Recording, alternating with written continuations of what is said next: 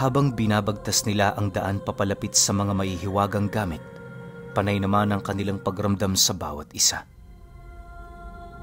Lubos na silang nababahala noong mismong oras na yon, lalo pat hindi nila mawari kung meron bang mga patibong na nagkukubli sa buong paligid. Maya-maya pa, nang marating na nila ang kinaroroonan ng Kalis at Ciborio, nagsagawa na sila ng hudyat para kunin ito. Pagramdam ni Tali na tinapik ni Eping ang lubid na nakadugtong sa kanilang mga kaluluwa, dali-dali naman niyang kinuha ang Ciborio na siyang naging sanhi upang umatungal ang dalawang bantay ng templo. Sa puntong yon, inaasahan na nila, alam na ng Manobo at Adarna ang tungkol sa mga taong nagtatangkang kumuha ng gamit na binabantayan nila. Hindi pa man nakakahakbang papalayo si Tali, bigla naman siyang napatalon sa gilid na parte ng silid matapos niyang maramdaman ang isang malakas na pagyanig ng templo. Paulit-ulit nangyari ang bagay na yon hanggang sa tuluyan na niyang masilayan ang ulo ng Manobo. Nanlilisik ang mga mata nitong nakatitig sa kanya habang patuloy yung nagpupumilit pumasok sa loob. Hindi naglaon nang maiusli na nito ang kanyang ulo. Yun naman ang naging hudyat para kay Tali upang kumaripas ng takbo patungo sa entradang pinto. Lahat ng kanyang gamit noon ay kanya nang iniwan maliban lamang sa tabak at sa Ciborio. Pagkalabas niya ng templo, doon niya nasipat si Eping na pilit pinangingibabawan ang nakakahalinang himig ng Adarna. Sa pagpapatuloy ng kanyang pagmamasid, nabaling naman sa kinaroroonan ng Manobo ang kanyang atensyon. Nang masipat niya kasi yung nakapasok na sa loob ng templo, wala na siyang nagawa kundi ang kumaripas ng takbo papalayo. Kahit hindi niya alam kung saan siya tutungo, nagpatuloy lang ang kanyang pagtahak ng daan, magkaroon lamang ng sapat na distansya mula sa lugar na yon. Habang binabagtas niya ang madamong hagdan, parang unos naman kung gumalaw itong Manobo. Sa bawat pag-usad kasi nito, maraming puno ang nabubuwal. Hindi naglaon, nang marating na niya ang arko mula sa lugar na yon, pinili niya ng tumigil upang matingnan ang kasalukuyang kalagayan ng kanyang kaibigan. Sa pagharap niya sa nilalang, mahinahon naman yung tumigil habang nakatitig sa kanya. Naglalabas-masok rin mula sa bunganga nito ang tatlo nitong dila na parabang gawa sa nagbabagang uling.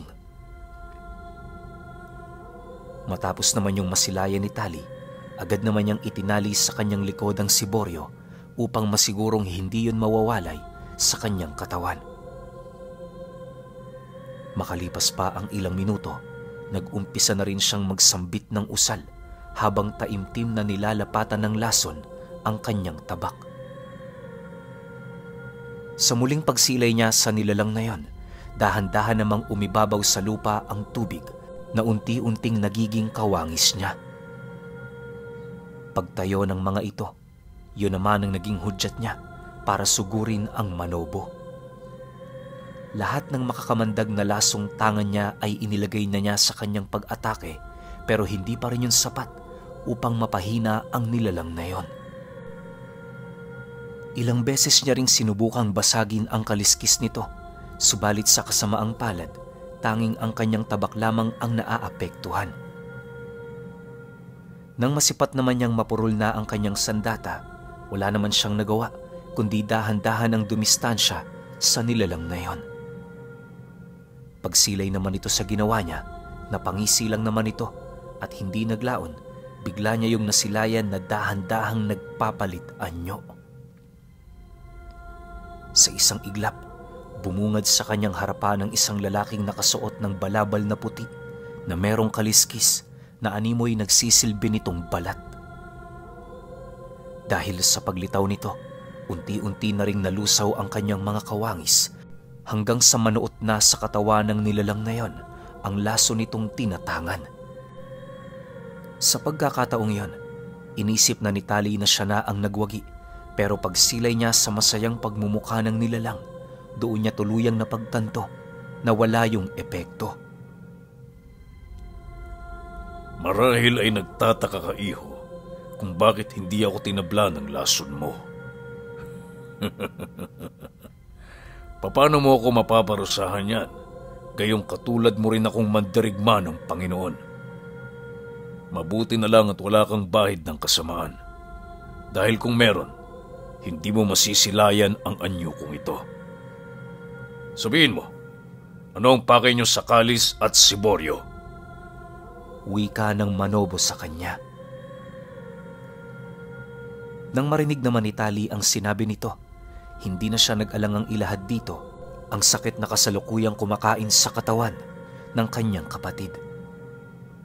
Bagaman nagdadalawang isip siyang ilahad ang tungkol doon, wala siyang magagawa dahil sa kahit na anong aspeto, alam niyang siya ay talo.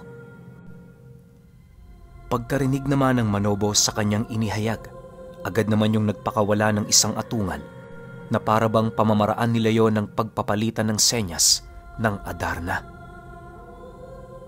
Matapos yung gawin ng nilalang, doon niya nasilayan si Eping na gumugulong sa hagdan at sa itaas nito, naroon ang isang diwatang may pakpak na ginintuan. Sa pagbagsak ng kaibigan niya sa harapan ng Manobo, agad naman yung pinatayo ng nilalang gamit ang napakaputi nitong buntot. Paghawak nito kay Eping, agad naman itong kinuha ang kalis at mabilis na ipinasa sa kanya. Nang makuha na ito ni Tali, seryoso namang nagwika ang Manobo sa kanya ng, wala yang kapangyarihang alisin ang sumpa ng 4 Evangelista. Ngayon, kung talagang nagpupumilit ka, malaya kang dalhin ang bagay na yan. Pero sa isang kondisyon, mananatili rito ang kaibigan mo. Pumili ka, maniniwala ka sa mga sinasabi ko, o susugal ka kapalit ng kaligtasan ng kapatid mo at kamatayan naman ng kaibigan mo. Nasa sayo ang pagpapasya, albularyo. Dahil sa sinabi nito, bigla namang natigilan itong si Tali. Sa puntong iyon, walang ibang tinitingnan ng kanyang dalawang mata kundi ang kasalukuyang sitwasyon ng kaibigan niya. Maya-maya pa, pagsilay niyang tumitig sa kanya si Eping, bigla naman siyang napaluha nang marinig niya yung nanghihinang nagsasabi sa kanya ng, ayos na ako rito, Tali. Sumugal ka para sa ikagagaling ni Pepe. Huwag mo akong alalahanin. Magmula nung umalis tayo sa inyo, inaasahan ko nang maaari akong mamatay sa misyong ito. Matapos nitong makapagsalita, nanatili lang namang tahimik ang Manobo at Adarna habang naghihintay sa magiging kasagutan niya. Pagkaraan pa ng ilang minuto, bukal sa loob naman niyang ibinalik sa dalawang nilalang ang Kalis at Siboryo, sabay takbo papalapit sa kinaroroonan ni Eping. Nang masipat naman yon ng Manobo, agad din naman itong ibinalik ang kaibigan niya nang walang pagdadalawang isip. Pagkakuha naman ito ng Kalis at Siboryo, agad naman itong inilahad sa kanya ang mga nalalaman nito. Ayon sa nilalang, masyadong mataas ang aral ng 4 Evangelista kung kaya't hindi basta-bastang masupil ang sumpa nito. Inilahad din ito sa kanila, walang bagay o gamit sa mundo ang may kakayahang bumawi ng sumpa nito. Ni ang nagtatangan dito, wala din yung kakayahan. Isa yun sa mga rason kung bakit ang mga taong nabiyayaan ng ganoong karga ay pinipiling manirahan sa mga lugar na malayo sa komunidad ng tao. Pagtatapat pa ng Manobo na ang tanging magagawa nila ay manalangin. Matapos naman itong makapagwika, dahan-dahan na yung tumalikod sa kanila habang masayang nagpapaalam. Hanga ko sa pasya mo, iho. Mabuti kang tao. Nakikita kong dalisay ng iyong puso. Naway maging matagumpay kayo sa inyong mga pagsubok na kinakaharap. Dagdag pa nito, bago yun tuluyang naging isang dambuhalang ahas. Sa pagkawala ng nilalang na yon, napahagulgulang naman sa kanyang harapan itong si Eping. Ang buong akala kasi nito noong mga oras na yon, katapusan na ng buhay nila. Inilahad din ito sa kanya na ibinuhos na nito ang lahat ng makakaya nito sa Adarna, subalit hindi pa rin yun sapat upang mapangibabawan ang puwersa ng nilalang. Dagdag pa ni Eping na ang lakas ng nilalang na yon ay parang nasa labas ng kanilang pangunawa. Yung tipong ang lahat ng imposibleng inaakala nila ay napakadali lamang para dito na magawa. Sa pagbalik ng katahimikan sa paligid, minabuti naman nilang magpahinga sa tabi ng arko upang mabawi ang kanilang lakas.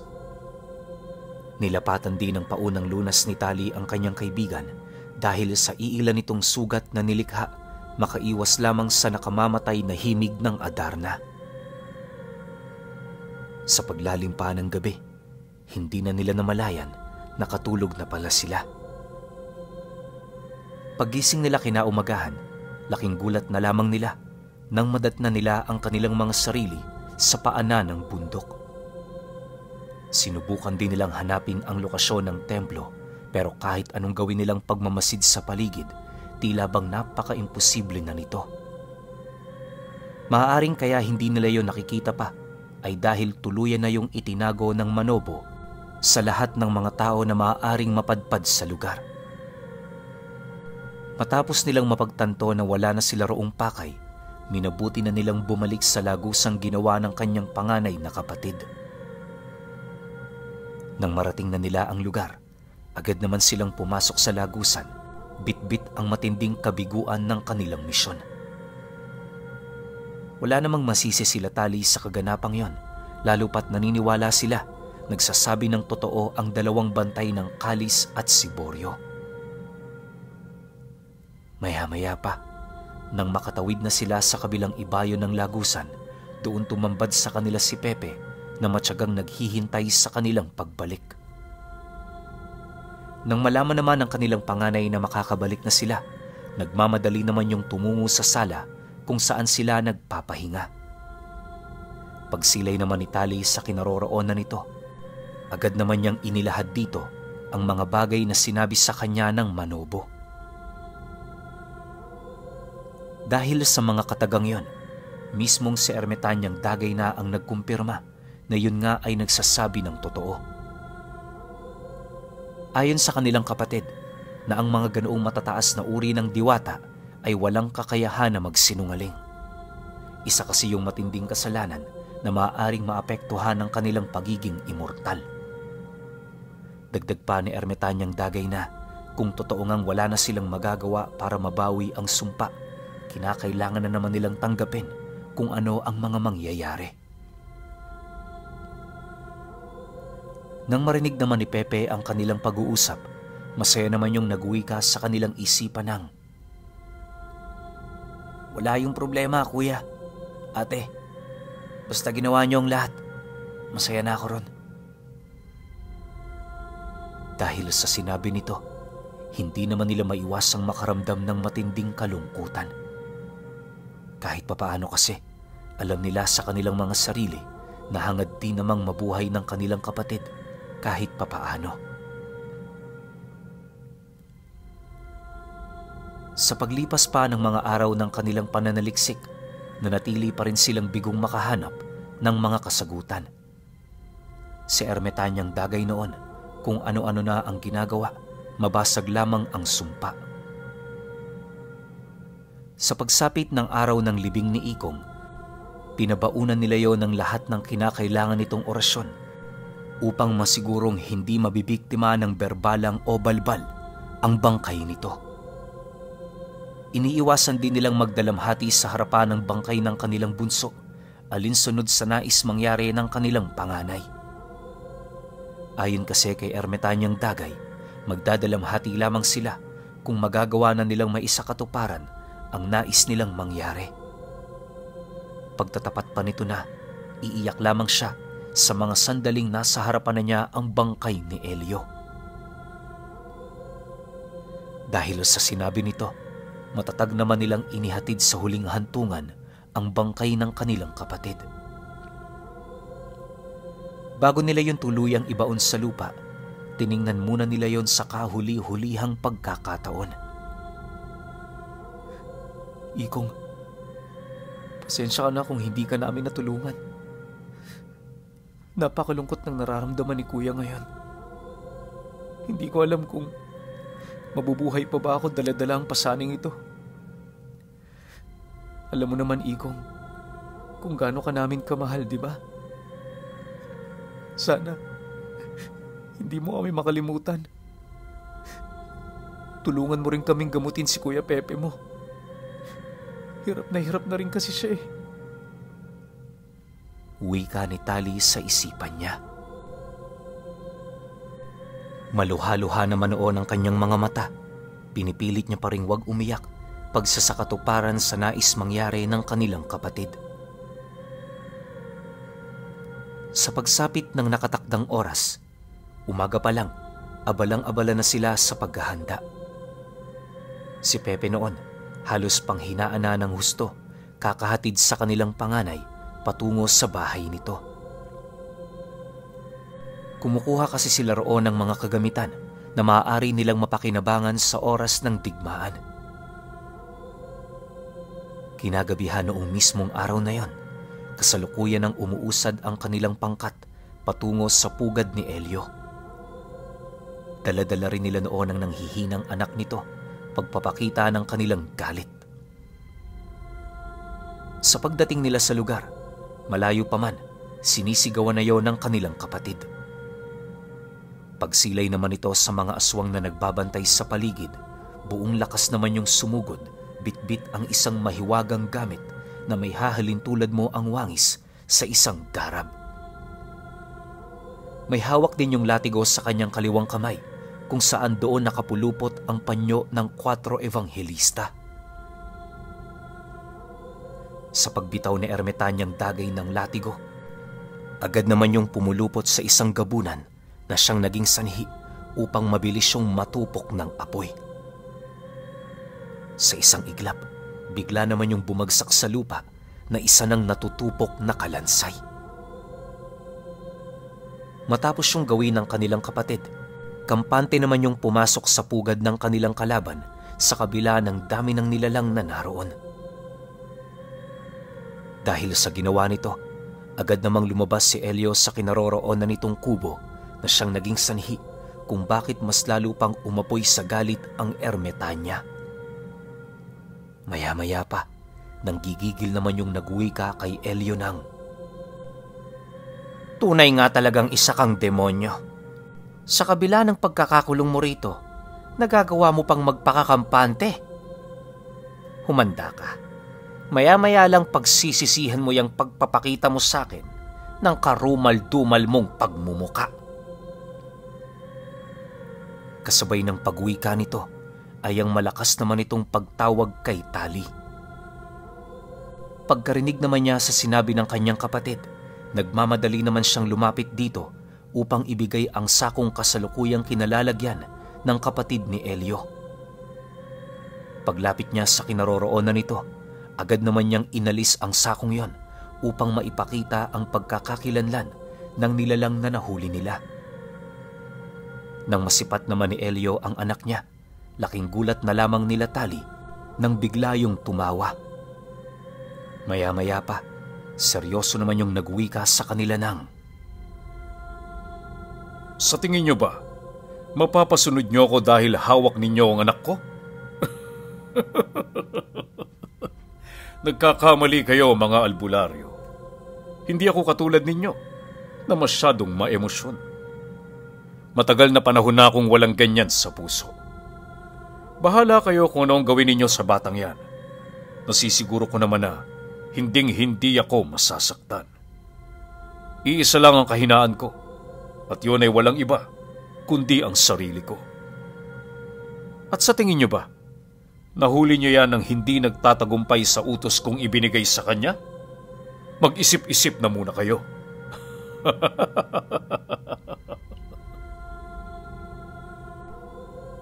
Nang marinig naman nila Eping ang sinabi nito, hindi naman nila maiwasang mabahala, lalo pat may punto ang sinabi ni Elio. Naniniwala sila, hindi papasok ang nilalang na yon sa lagusan kung wala yun doong kailangan.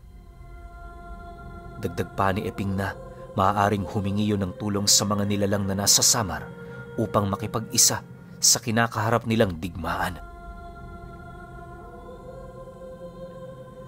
Sa pagpapatuloy ng kanilang pagmamasid sa lugar, napansin na lamang ni Tali ang kanilang kapatid na bigla yung ngumiti at kasabay nito ang pagpapakawala nito ng isang malakas na hataw ng latigo sa mismong pagmumukha ng anak ni Elio.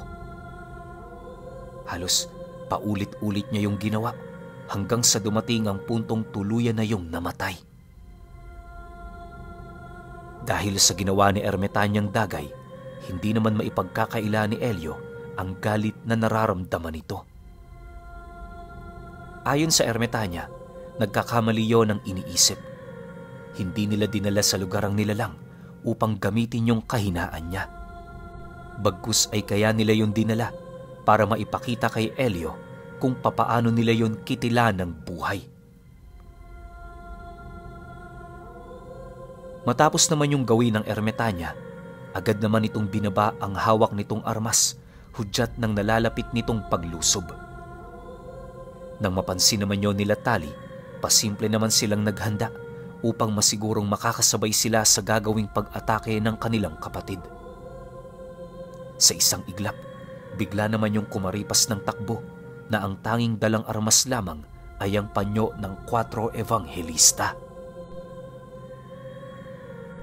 Paglapit ng Ermetanya sa kinaroroonan ng mga nagkukumpulang gabunan, agad naman siya roong nagpakawala ng isang malakas na pag-atake na siya namang ikinasawi ng 4 na nilalang. Bawat isa sa tinamaan nito, mabilis na nawala ng buhay. Pagsilay naman ng mga gabunan sa nangyari, pilit naman siya nitong pinagtulungan, subalit hindi yun sapat para magawa man lang siya nitong magalusan. Lahat din ng nilalang na nangahas na lumaban sa Ermetanya nakaranas ng katakatakot na paghihirap bago yun bawian ng buhay.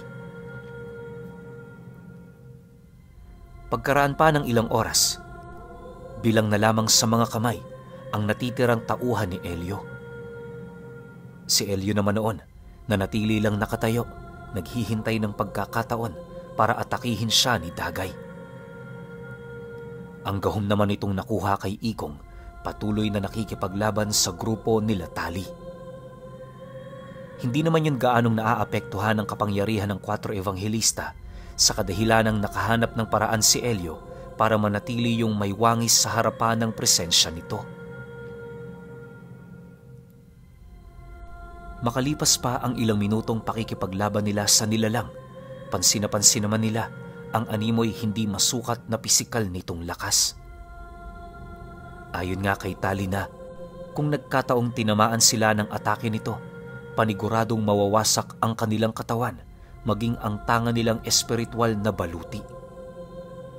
Dagdag pahirap din sa kanila ang bilis ng nilalang na yon, sa kadahilanang tuwing inaatake nila ito, mabilis yung nakakailag. Wala ring silbi ang anumang usal sa gahom dahil bago pa man yun lumapat sa katawan ng nilalang, nawawala na yon ng bisa. Maya-maya pa, nang makaramdam na sila ng panghihina, sinubukan nilang sabay-sabay yung atakihin, subalit napakadali na lamang sa nilalang na yon ay iwasan. Sa halos 5 beses nilang pagtangkang patayin ito, wala kahit isa roon ang nagtagumpay. Dahil sa mga pangyayari, wala namang nagawa sila Tali kundi pilit yung kaharapin, mabigyan lamang ng sapat na oras ang kanilang panganay. Pagsilay naman nila sa nilalang na yon na naghahanda na yung sumugod, agad namang lumikha ng isang lagusan si Pepe gamit ang punong nabuwal na. Kuya, nanghihina na ako. Hindi ko na alam kung saan tayo tatagos mula rito Pasensya ka na. Baka ito na rin ang huling paggamit ko ng abilidad na ito ngayong araw. Wika ni Pepe sa kanilang isipan. Bago sila roon tuluyang pumasok, nagawa namang makuha ni Tali ang latigo ng kanyang kapatid na siya namang naisipan niyang gamitin sa oras na lumitaw na sila sa ibang lugar na malapit sa gahom. Pagpasok naman nila sa lagusang yon, agad namang nagpakawala ng isang pag-atake ang nilalang at kasabay nito ang paglabas naman nila sa isang puno na nasa likuran lang nitong bahagi. Mula roon, buong puwersa yung hinataw ng latigo ni Tali, sabay pulupot nito sa ulo ng nilalang. Paghila niya rito, agad naman yung sinugod ni Eping, tangan-tangan ang punyal ni Pepe na ipinahiram sa kanya. Subalit, nang akmang uundayan na niya ng saksak ang nilalang, laking gulat na lamang niya nang dahan-dahan yung sumilay sa kanyang kinaroroonan. Nang akmang uundayan niya na yon ng saksak, bigla naman siya nitong sinalubong ng isang napakalakas na pag-atake. Sa puntong yon, wala nang nagawa si Eping kundi ang mapasalag ng kanyang mga braso upang maiwasan ang isang matinding pinsala. Pero pagtama ng malaking kamao ng gahom sa kanya, agad naman niya yung naramdaman sa kanyang dibdib na siyang naging sanhi upang kumalas ang kanyang wisyo sa kanyang katawang lupa pansamantala. Pagtila po ni Eping sa kakahuyan, dali-dali naman yung nilapitan nila Tali para tulungan.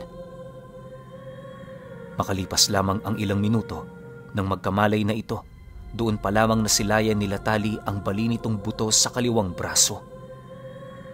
Pinilit pa yung ibalik ni Eping pero nagdudulot lamang yun sa kanya ng hindi maipaliwanag na sakit. Maya-maya pa, pagsilay nila sa gahom na papasugod na, agad namang pinasa ni Tali si Eping para dalihin sa isang ligtas na lugar. "Magtago ka muna, kami na ang bahala rito," wika ni Tali sa kanyang kaibigan. Nang marinig naman ito ang kanyang sinabi, tumangulang naman yun sa kanya habang pilit na gumagapang patungo sa ilalim ng ugat ng puno. Pagsilay naman nilang ligtas na ito, hindi na sila nagdalawang isip na sugurin ang kakambal ng kanilang kapatid. Sa halos ilang minuto nila roong pakikipaglaban, maigi nilang inalam ang pamamaraan ng pag-atake nito sa kanila. Napansin din nilang bumababa ang depensa ng gahom tuwing nagsasagawa yun ng isang malakas na pag-atake, kaya ang ginawa nila, humanap ng pagkakataon para mabigyan yon ng pinsala sa oras na walang habas yung nakikipaglaban sa kanila. Sa pagpapatuloy ng kanilang pag-aral sa kakayahan ng nilalang, doon nila unti-unting napagtanto na meron yung itinatagong bagay sa ilalim ng kilikili nito. Bagaman hindi nila mawari kung ano ang bagay na yon, malakas ang kanilang kutob, isa yon sa pinagkukuhanan ng lakas ng gahom. Dahil dito, nagpasya si Tali na atakihin ito hanggang sa tuluyan na yung mabasag. Pagkalas ng bagay na yon sa katawan ng nilalang, laking gulat na lamang nila nang masipat nila yung biglang lumupaypay na parabang nanghihina. Nawalan na rin yon ng kakayahang maglakad, ni maitaas man lang ang mga kamay nito. Pagramdam nilang nanghihina na ng husto ang nilalang, doon na nila yun patuloy na inatake hanggang sa hindi naglaon, lumabas na ang napakaitim nitong dugo sa kauna-unahang pagkakataon. Kahit umaangil na ang nilalang na yon, hindi pa rin nila ito tinantanan hanggang sa masipat na lamang nila yon na dahan-dahan ang naglalaho. Pagkaraan pa ng ilang minuto, tuluyan ang naagnas ang mga galamay nito hanggang sa bigla na lamang mawala ang bakas nito sa buong paligid. Inaasahan naman nilang babalik ang gahom sa katawan ni Elio para magpahinga at magbigay ng tulong dito. Matapos ang pangyayari, dali-dali naman nilang nilapitan si Eping para yon ay tulungan. Kahit marami rin silang pinsala sa katawan, hindi nila yon ininda alang-alang sa kaibigan nila. Eping! Eping! Ayos ka lang ba? Bakit namumutla ka? May saksa ka ba? Nag-aalalang tanong ni Tali sa kanilang kaibigan matapos niyang mapansin na parabang nawawala na yon ng dugo sa katawan. Nang marinig naman ni Eping ang sinabi niya, agad naman yung tumagilid kung saan doon nila nakita ang malalim nitong sugat sa tagiliran.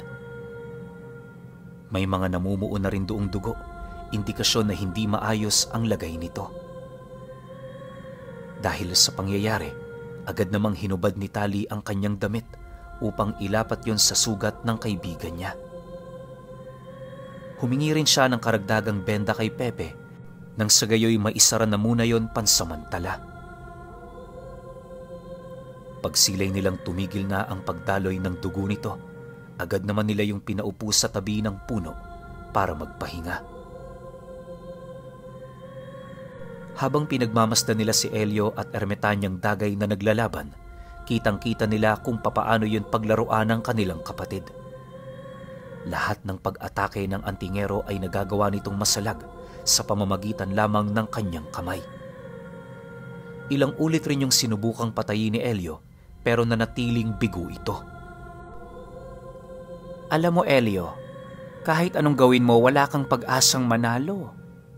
Bago ka pa man tumungtong sa islang ito, tinanggap mo na ang parusang kamatayan. Kagaya ng walang kabuluhan mong pangarap, mamamatay ka ring walang kabuluhan at walang karangalan. Wika ni ermitanyang dagay habang umuukit ng mga simbolo sa hangin. Pagpakawala niya ng mga simbolong yon, para itong naging isang pader na unti-unting dumadagan kay Elio. Kahit anong pilit ng antingerong mapangibabawan nito, wala yung nagawa kundi ang mapasubasob yun sa lupa. Sa pagkawala ng mga usal na yon, naghihirap naman yung tumayo at bakas sa pagmumukha nito ang matinding pagtitiis buhat sa ataking kanyang natamo. Nang masipat naman ni ermitanyang dagay na may lakas pa yon para tumayo, hindi na rin siya nagdalawang isip na yon ay lapitan at walang habas na atakihin. Gamit ang kanyang punyal na nakasukbit sa kanyang tagiliran, paulit-ulit naman niya yung inundaya ng saksak, pero hindi lahat ng yon ay matagumpay na tumama sa antingero. Makalipas pa ang ilang minuto nilang pagbubuno, mabilis namang hinawakan ni ermitanyang dagay ang ulo nito, sabay balibag nito sa lupa.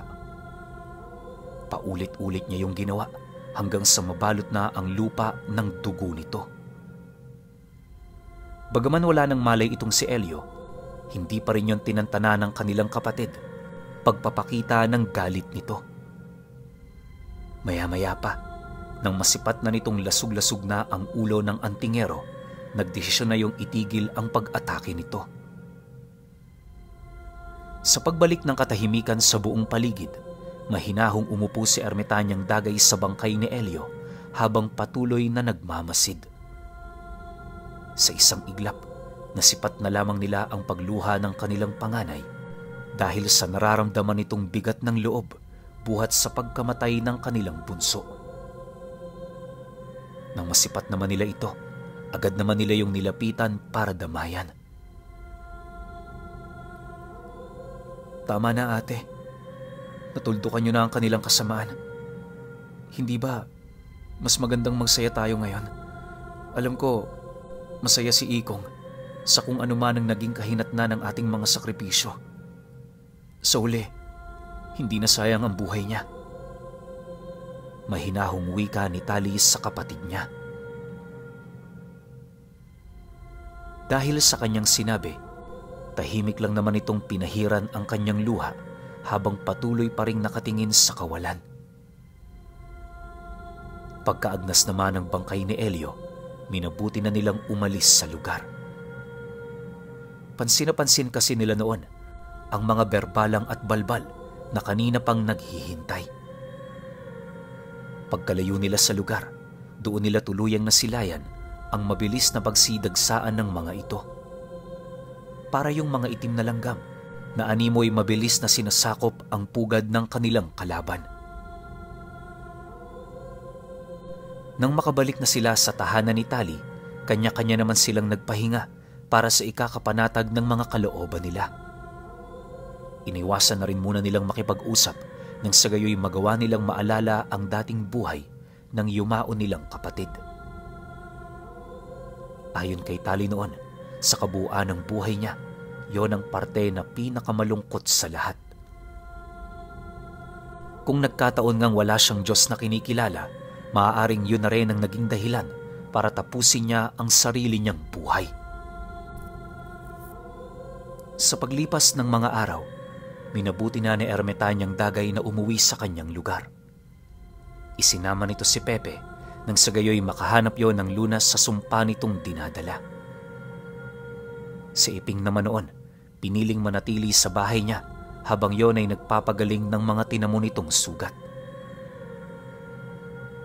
Dahil sa alam din nilang tapos na ang digmaan, minabuti nilang wag nang mag-alala laban sa mga nilalang na gumagala pa.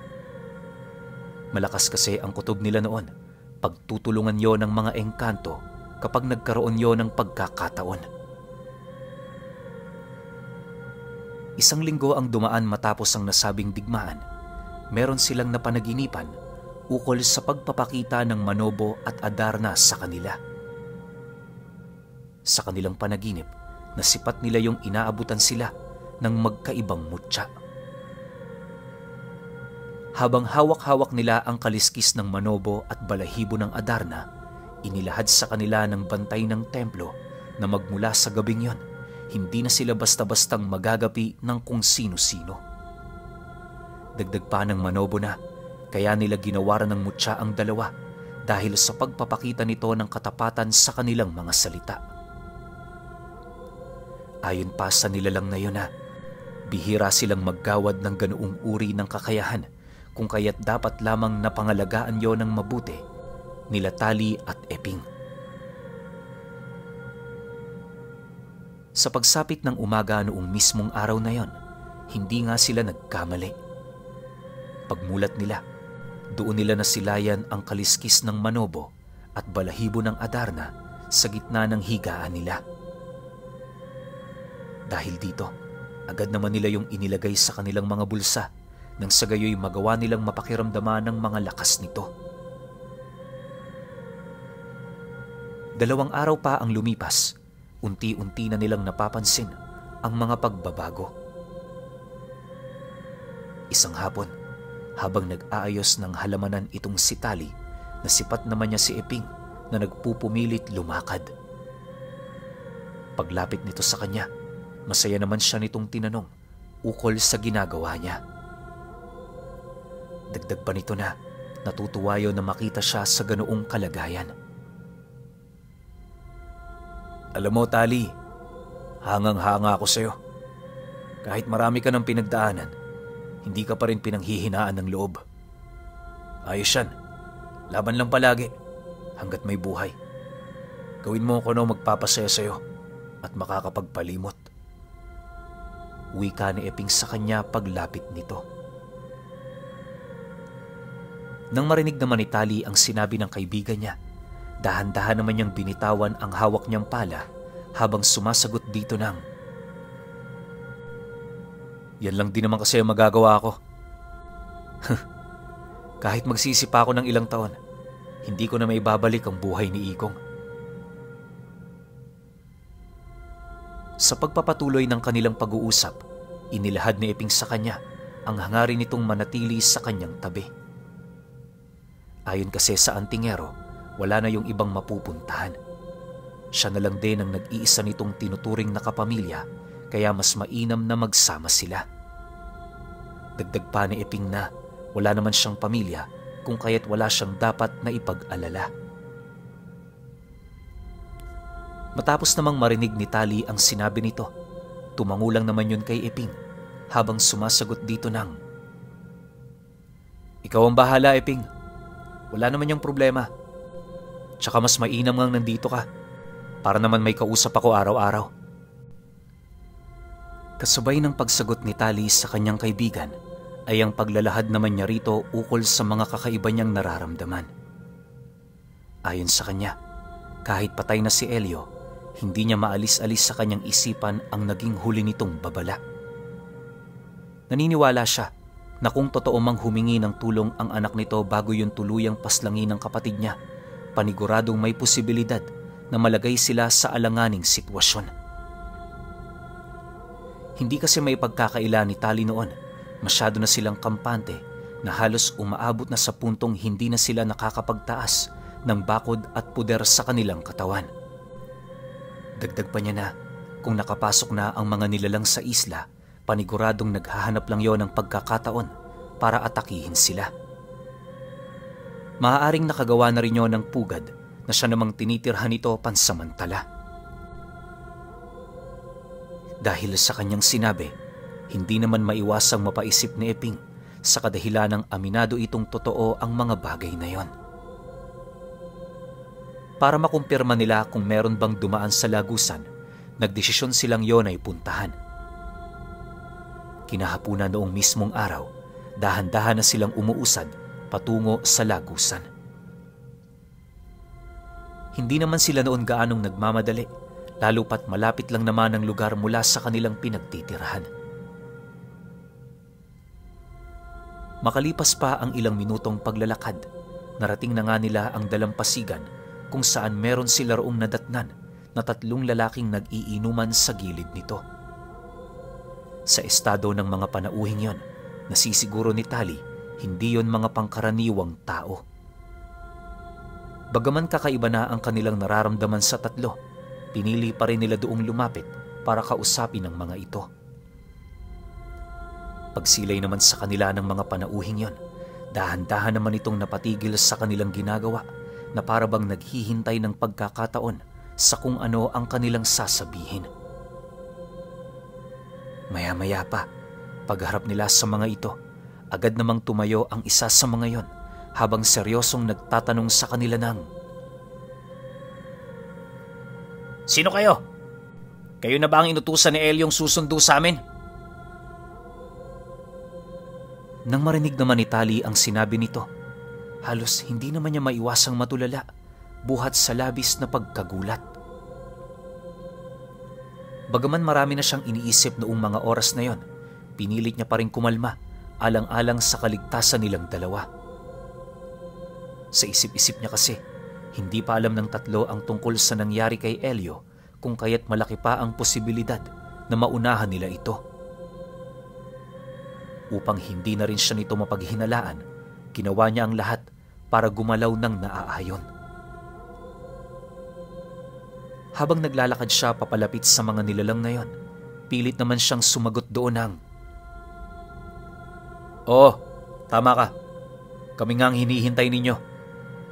Ilang araw na ba kayo nandito? Sabi sa amin ni Ka Elio, ngayon ang dating ninyo. Kaya ngayon lang din kami nagkaroon ng pagkakataon para bumisita rito."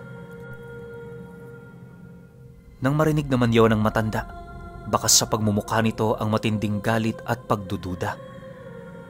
Maya-maya pa, seryoso naman itong inilahad sa kanila na kinaumagahan matapos sila nitong ipatawag, agad din naman sila doong pumunta.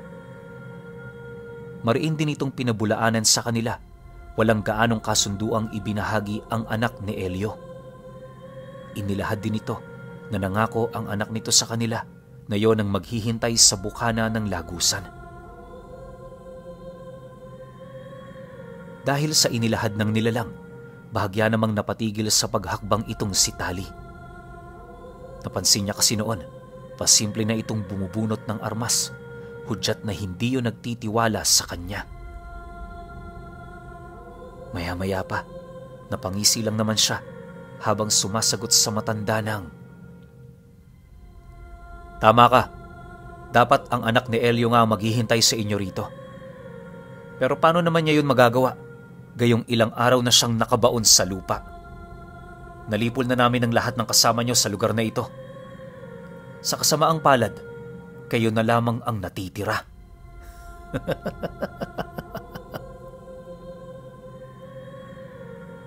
Dahil sa sinabi niya, wala nang nagawa ang 3 kundi ang makipaglaban sa kanila. Pagsilay ni Tali na papasugod na ang mga ito, agad naman niya yung sinalubong bitbit ang kanyang tabak. Nag-umpisa na ring umahon sa lupa ang tubig na nagiging kawangis niya alinsunod sa kanyang pagtawag. Nang masipat naman ni Eping ang mga pangyayari, Dali-dali naman yung lumapit sa kanya habang taimtim itong nag-uusal. Pagsilay nilang dalawa na malapit na nilang makasagupa ang tatlo, walang pagdadalawang isip naman nilang dinukot ang mga tanga nilang mutya. Pagkuha ni Tali ng kaliskis ng manobo, agad namang hinawakan ni Eping ang balahibo ng Adarna na siyang naging sanhi upang makaramdam sila ng hindi maipaliwanag na lakas. Pagtama ng kanilang mga sandata, laking gulat na lamang nilang tatlo nang biglang maputol ang mga sundang nilang nababalot din ng usal ng kaliwa. Dahil sa pangyayaring yon, wala nang nagawa ang tatlong alagad ni Elio kundi ang mapaslang mula sa kanilang mga kamay. Sa loob ng halos ilang minuto nilang pakikipaglaban, ni hindi man lang sila nakaramdam ng takot sa harap ng mga nilalang. Aminado naman silang malakas ang mga ito, pero kung ikukumpara sa kanila, walang-wala pa ito. Dagdag pa ni Tali na hindi biro ang naibigay sa kanilang kakayahan ng mga bago nilang mutsyang tinatangan. Sa isip-isip nga niya noon, kung nagkataong ibinigay yon sa kanila ng makapangyarihang Manobo at Adarna, bago magsimula ang digmaan, paniguradong sila ang makakapaslang sa gahong. Matapos naman ang mga pangyayaring yon, minabuti na nilang wasakin ang lagusan upang kailanmay hindi na ito magamit ng mga kalaban. Bagaman kinalakihan na ni Eping ang pagdaan doon, naging bukal naman sa kanyang loob na masipat niyong unti-unti ng gumuguho. Pagsarado ng daan ito, agad naman silang naghanap ng engkanto na maaaring makapagbantay sa lugar. Dahil sa ayaw naman nila noong mga engkantong may nakakapangilabot na anyo, pinili nila yung mga engkantong maliliit subalit nagtatangan ng hindi pangkaraniwang kakayahan. Ayon kay Tali, marami na ang nakakita sa engkantong kanilang inutusan sa lugar na yon. Isa yung uri ng isda na maihahalin tulad mo ang wangis sa isdang ginawang tuyo. Kahit nakakatawa ang anyo nito, hindi pa rin yun dapat na maliitin buhat sa kakayahan nitong mang-usog o bumate. Dagdag pa ni Tali na kapag naramdaman ng mga isda ang banta sa kanilang lugar, aahon yun sa lupa kung saan hudyat naman yon sa paglaki ng kanilang katawan upang malamon ng buo ang kanilang mga kalaban. Magmula noong pinakawalan nila Tali ang mga nilalang na yon sa lugar, bihira na lamang ang mga pangkaraniwang taong nagagawi rito. Ilang buwan pa ang lumipas, naging masaya naman ang kanilang pagsasama ni Eping. Ni minsan, hindi pa sila nag-away dahil sa pag-uugali nilang marunong magparaya sa nais nilang dalawa. Nanatili ring matatag ang kanilang samahan sa pamamagitan ng alak na kanilang nabibili sa baryo. Dahil nga sa bisyo nitong si Eping, kaya na may hindi naglaon, nahawaan na rin ito si Tali. Pagkaraan pa ng ilang taon, nabalitaan na lamang nila sa kanyang kapatid ang tungkol sa panghihina ni Pepe. Dala ng kanilang pag-aalala sa kalagayan nito, agad naman nila yung pinuntahan para kumustahin. Akala ni Tali, maganda pa ang lagay nito pero pagdating nila sa bahay ni Ermitanyang Dagay, pumungad yun sa kanilang nakaratay na lamang sa upuang tumba-tumba. Napakapayat na rin ito at wala na yung lakas na magwika sa isipan nila. Ang tanging nagagawa na lamang noon ni Pepe, tumitig sa kawalan buong maghapon. Hindi na rin yun nakakaramdam ng anumang sakit ni Kirot, gawa ng ayon sa kapatid nila, malubha na ang pinsalang na idulot ng sumpa sa utak nito. Mariinding ipinagtapat nito sa kanila, araw na lamang ang bibilangin ng buhay ni Pepe. Bagaman masakit yon para kay Ermitanyang Dagay, kinakailangan niya yung sabihin, alang-alang sa karapatan ni Tali. Isang araw pa ang lumipas noon pinuno, namatay na rin itong si Pepe. Sa ikalawang pagkakataon, muli siyang nakaramdam ng lungkot na halos hindi niya kayang maipaliwanag ang sakit na naidudulot nito sa kanyang puso. Subalit, awa naman ng Diyos, nagawa yung mapagtagumpayan ni Tali. Sa pagsapit ng araw ng libing ng kanilang kapatid, itinabi rin nila yon sa pahingahan ni Ikong. Magmula noon, bigla na lamang nawala ang panganay nila. Ilang beses na pa yung binalikan sa tahanan nito, pero bigo niya na yung makita pa. Wala na rin siya roong nakausap na mga kasangga nito, indikasyon na umalis na ngayon sa lugar na yon. Sa halos ilang dekadang pananatili ni Tali sa kanyang lugar, matyaga naman siyang naghihintay. Subalit sa pagdaan ng mga araw, walang kapatid niya ang dumating. Hindi naglaon, napansin na lamang niya, napakatanda na pala niya. Nga pala, pasensya na kayo. Hindi ko maaaring sabihin ang tungkol sa kung ano ang nangyari kay Eping. Pangako kasi yun ni Tali sa kaibigan niya, kaya kailangan natin itong sundin, pagpapakita ng pagrespeto sa mga mahal niya sa buhay. Pero alam niyo ba, bago mawala itong si Tali, nagawa pa nitong maibahagi ang kanyang istorya sa lalaking minsan lang ding nagpagamot sa kanya. Pinagkautangan kasi yon ng loob ni Tali, gawa ng noong walang-wala na siya, ito ang tumulong sa kanya. At dahil sa kagandahang loob ng lalaking yon, naipasa ng albularyong si Tali ang kwento ng panganay ng kanilang kapatid na nagtatangan ng 4 ebanghelista na merong 4 na ulo ng mga anghel.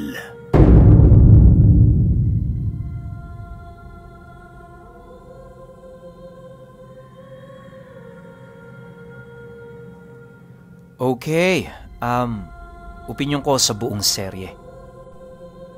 Sobrang sakit lang no na nawalan pala sila ng dalawa. Akala ko matatapos yung kwento natin na parang masaya eh. Kasi ang lakas nila eh, di ba? Talagang ang mga bantog na manggagamot eh. Kaso nga lang, itong Elio saksakan din pala ng kasamaan, tsaka parang ang dami nitong backup na demonyo. Pero ang bangis lang talaga rito ni Ermitanyang Dagay eh. Kasi pinaglaruan niya lang eh. Paano kaya no, kung sa simula pa lang nakaharap na kagad ni Ermitanyang Dagay itong si Elio? Siguro meron yung kinalagyan eh. O hindi rin. Kasi nga hindi niya pa na-unlock yung buong lakas ng 4 evangelista eh. Diba parang ilang linggo o ilang araw siyang nagkulong sa loob ng isang kuweba para mapalabas yung totoong abilidad ng 4 evangelista. So para sa akin, hindi rin ganun kadali kung sakali mang magkaharap sila ni Elio. Pero yun nga, para sa akin ang pinakabuod ng kwento eh. Maganda naman, sobrang ganda talaga ng kwento, as in ang ganda. Tapos may mga nabanggit pa na, alam nyo yun, kakaibang nila lang na akala natin eh, sa comics lang natin mababasa o makikita, pero nag-e-exist pala talaga. So yun lang, medyo nalungkot ako sa ending, pero overall ang ganda. Tsaka napaka-mysterious ni Ermitanyang Dagay, no? Kasi bigla na lang siyang nawala eh. Saan kaya pumunta, di ba? Yun ang tanong ngayon. Hindi kaya sa Biringan din? O nanggagamot pa rin hanggang ngayon? Wala, hindi natin masasabi kasi wala na eh. Wala nang naging info tungkol sa kanya eh. Diba? Nga pala, may kwento tong si Eping na solo, no? Pero alam ko, maiksi lang yun eh. Kasi parang nakita ko sa email ko.